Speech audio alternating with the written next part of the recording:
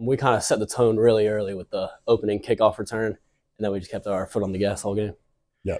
I think going into the game, a lot of people in the outside world were doubting us before the game. Like, we were hearing stuff about how they were so big up front and better than us up front. And I think we went down there and proved that, that didn't matter and that we used our speed and athleticism to use it to our best and went down there and got the W. I think defensively, Harrison Carter really stepped in. He's been a great guy for us all year long. And when Thax went out, Harrison jumped right in his spot and he picked up right where Thax left off. I think he was a great fit. He worked super hard in practice. He wants to be here. He wants the team to do great. And I have a lot of respect for Harrison for filling in for Thax. And Thax definitely is proud of Harrison for what he did on Friday night. Yeah, I would definitely say Harrison stepped up in playing Thax's position. Also, I'd say Charleston Harris stepped up by holding the backside. He played front side some of the game. It was probably one of the best days of my life. Winning that second round region game, because we've been bounced the last 2 years I've been here, and it hurts. When you have a good group and you go up.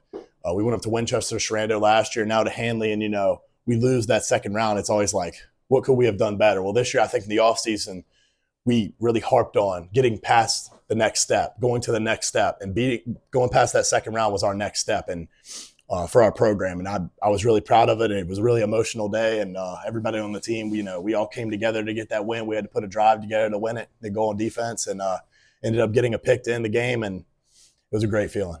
I was very emotional when we got over that hump. Cam Fox had a great pump block on their side of the field. Yep. We were down, I think, 3 points, and we punched it in, and Jack Lee finished it off with an interception.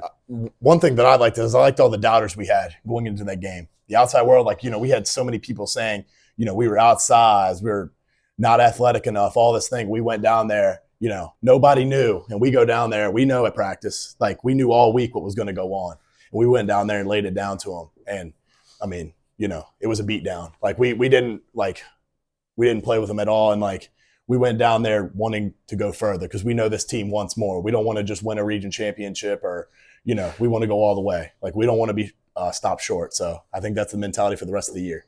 There was a lot of social media talk going on that we weren't as good, and our O-line and D-line couldn't hang it with theirs, but we came out and punched them right in the mouth and just kept the momentum going all game. I think it's a next step from last week. Every week's a different step. This is a great team. Varina, they're a great team. They're number one in the state. They got a lot of good players, a lot of good athletes, a good defensive line, good offensive line. Nothing bad to say about them.